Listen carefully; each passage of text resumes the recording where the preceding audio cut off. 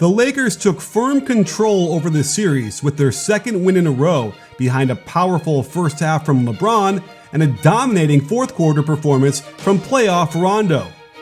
LA is playing their way, slowing the tempo and controlling the pace, and more importantly, preventing the Rockets from doing what they do best.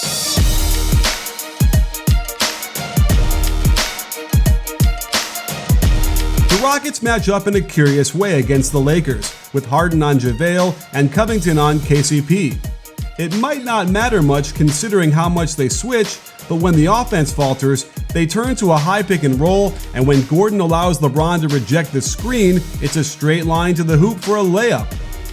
LeBron was feeling it in the first half, lighting up the scoreboard for 29 points in 18 minutes, plus 4 of 5 from behind the arc. The Rockets front, then double AD in the post, and actually rotate pretty well, with Harden testing out LeBron's long-range prowess. A quick force of his switch gets LeBron on Harden again, and Harden says prove it, so LeBron does. And it looks like LeBron added a new move to his arsenal as he attacks Covington to the baseline, slams on the brakes with a little behind-the-back dribble like Kemba, then hops into the long two for the bucket. And then he cold steals Harden's signature move, the multi-dribble ISO into a step-back three, and there's nothing Tucker could do to stop it. On this high post split, LeBron split screens with Anthony Davis, taking Tucker out of the play, and there must be something wrong with him already since this reaction doesn't match the force of the collision. LeBron makes the shot a little more difficult with a turnaround fadeaway, but forget it, he's rolling. And the Lakers needed every little bit of his scoring in the first half as the Rockets maintained a small lead for most of it as LeBron hits Jeff Green with yet another step-back three. And he finished off his scoring binge by getting out on the break with Anthony Davis, who throws him the textbook bounce pass on the 2-on-1, and LeBron knows what to do with that. The real story of the game, however, was the curious case of the Rockets not shooting threes. Of the 116 playoff games played so far in the bubble, only 18 saw teams shoot 30 threes or less. And over the past 3 playoff seasons for the Rockets, never had they shot so few in a game. One reason they didn't get more threes was because of Russ, who had a decent overall game, but in the context of the shots they want to generate, when you see some of these clips, you can picture Daryl Morey squirming in his seat. The whole offense is predicated on forcing rotations and finding the open three-point shooter.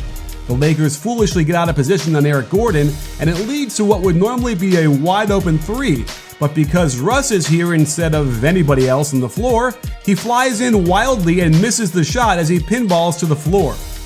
The Lakers decided to guard Russ with Anthony Davis, which allows AD to roam the floor and help out on others. Here's another drive and kick that would be an automatic three-pointer for anyone not named Russ, who drives it to the other side, and attacking JaVale is a good idea. He's faster and quicker, but he can't handle the ball with his left hand on this drive, and just before he travels, throws it to the wrong team. This one must have drove D'Antoni absolutely nuts. Russ attacking AD on the catch only to pull up for a heavily contested long two that bricks. This kind of shot violates the very tenet of what the Rockets are trying to do. Remember, the goal of every possession for the Rockets is to force rotations, attack closeouts, get drives to the basket for either layups or kick-out threes. Every possession should be this way. Now, CP3 got some leeway because he's an elite mid-range shooter, but Russ is not. And don't get me wrong, Russ did play okay tonight and shot well overall, but even these fadeaways in the lane without any kind of passing flies in the face of everything the Rockets are trying to do.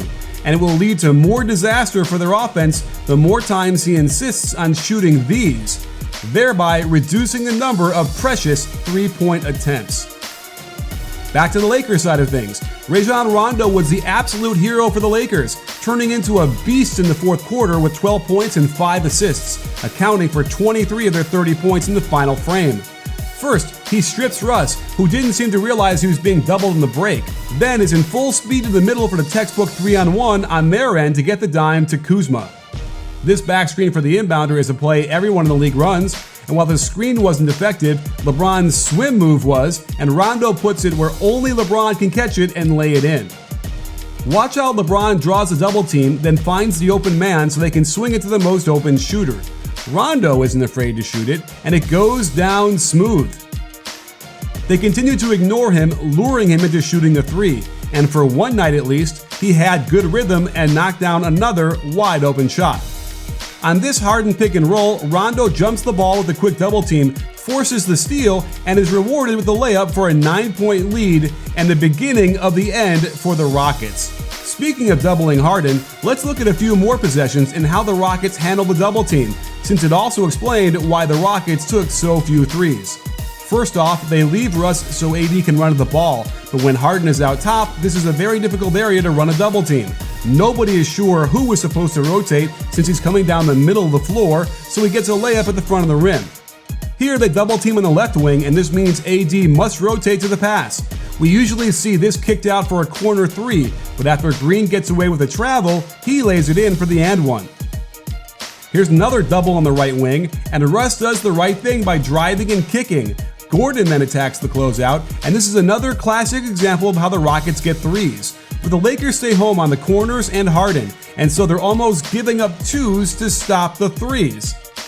With capable shooters around Harden to mitigate the double teams, they cut Rivers to the free throw line to relieve the pressure.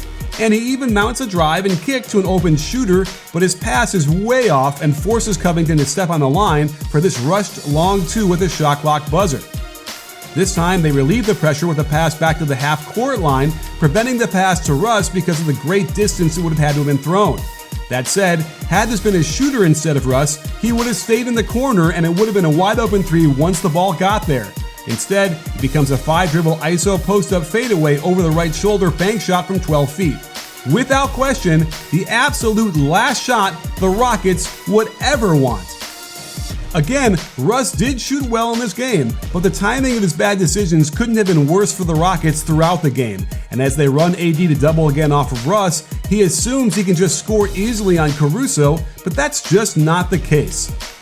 One of the only threes I could find against the Lakers double team was midway through the third when they ran it at him in the lane with Green and Davis. Tucker slid too low and took away the easy angle for a pass for a three. They lose the advantage, but quickly get it back when LeBron flies to the ball. Morris does a good job to sprint back to the left corner, and Green is left to force this shot up before the shot clock buzzer sounded.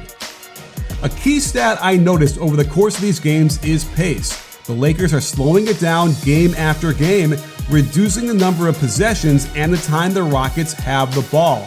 At the Game 3 numbers, it's virtually impossible to get to their average number of three-point attempts. And if the Rockets can't maintain a sizable advantage in three-point makes, they have absolutely no chance of winning this series. If you like this video, click the thumbs up button and leave a comment. And don't forget to subscribe for more playoff breakdowns coming up. We'll have at least one a day during the postseason, so turn on those notifications so you can be alerted right away. You in?